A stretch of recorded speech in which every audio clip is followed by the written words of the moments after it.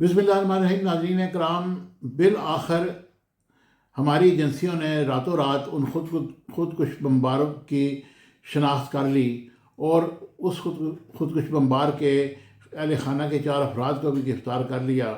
لیکن سوالیہ نشان یہ ہے کہ آخر کار اتنی جلدی وہ کیسے گرفتار ہوئے، ان کی شناخت کیسے ہوئی اور وہ یہاں پہنچے کیسے؟ یہ ہماری ایجنسیاں اس وقت کہاں تھیں جب وہ ایک امام بارگاہ کے اندر داخل بھی ہو گیا اور اس نے 32 افراد کو شہید بھی کر دیا اور 170 افراد شدید زخمی حالت میں اسپتالوں میں پڑے ہوئے ہیں۔ بہرحال انہوں نے طلال چودھری صاحب وزیر مملکت نے صحافیوں سے گفتگو کرتے ہوئے اس کے تمام واقعے کی تفصیلات شیئر کی ہیں، اور انہوں نے کہا ہے کہ امام بارگاہ میں خودکش ہونے والے بمبار کی شناخت کر لی گئی ہے۔ حملہ آور افغان شہری نہیں تھا، بلکہ وہ پاکستان کا شہری تھا، لیکن متعدد بار وہ افغانستان جا چکا تھا۔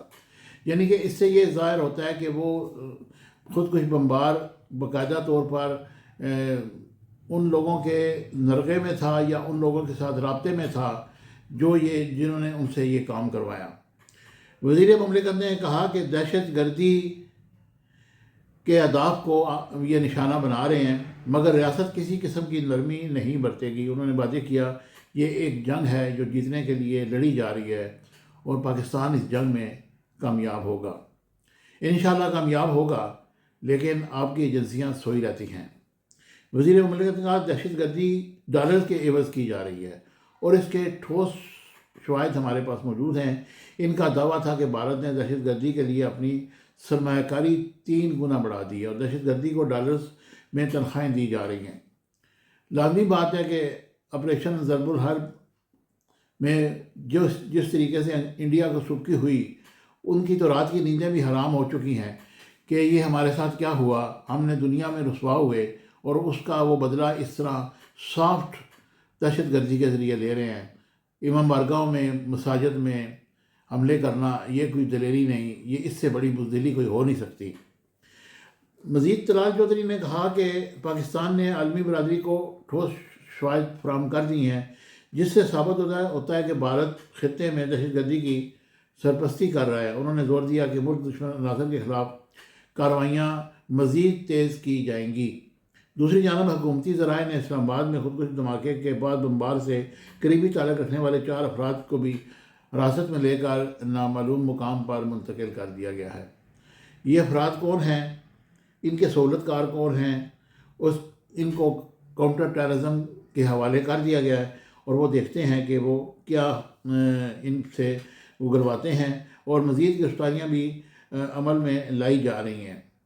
یہ لوگ جو ہیں یہ ان کا کیا لینا دینا تھا، اس کا تعلق کالعدم تنظیم داعش سے بتایا جا رہا ہے، اور مبینہ خودکش بمبار کے لباس سے ملنے والے شناختی کارڈ پر موجود پتہ ڈاکخانہ گنج ملا قاضیاں پشاور کا درج ہے، جبکہ مستقل پتہ شیرو جنگی 400 روڈ ملا عباس کالونی پشاور ہے۔ اب اس کے 2 بھائی، 1 بہن اور ایک اور رشتہ دار کو بھی انہوں نے رات کو ان کے گھروں سے اٹھایا اور یہ نامعلوم مقام پر منتقل کر دیا گیا ہے۔ امید ہے کہ ان سے جو بھی معلومات ہیں وہ لی جائیں گی اور پھر اس پوائنٹ تک پہنچا جائے گا کہ جنہوں نے ان معصوم شہریوں کا قتل عام کیا ہے۔ اس وقت ہماری آنکھیں اشکبار ہیں اور ہم انتہائی پریشانی کے عالم میں ہیں کہ کیا ہم عبادت کے لیے اپنی عبادت گاہوں میں نہیں جا سکتے، ہم اپنے مساجد میں نہیں جا سکتے۔ یہ کہاں کا انصاف ہے، یہ کہاں کی، ان لوگوں کو کسی صورت میں بھی بخشنا نہیں چاہیے اور ان کو سر عام لٹکایا جائے تاکہ باقی لوگوں سوچیں کہ یار ہم نے کیا کیا۔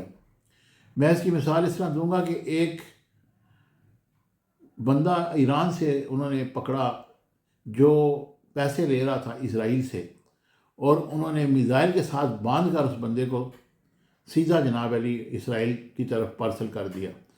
لازمی بات ہے میزائل پھٹا، اس کے پرخچے اڑ گئے ہوں گے، لیکن انہوں نے ایک ایگزامپل سیٹ کی۔ پاکستان میں جو موجودہ نظام ہے یہ اس میں تیزی لانے کی ضرورت ہے، اور یہ اس کے فیصلے دنوں میں نہیں گھنٹوں میں ہونے چاہیے، اور ان لوگوں کو کیفر کردار تک پہنچانا چاہیے۔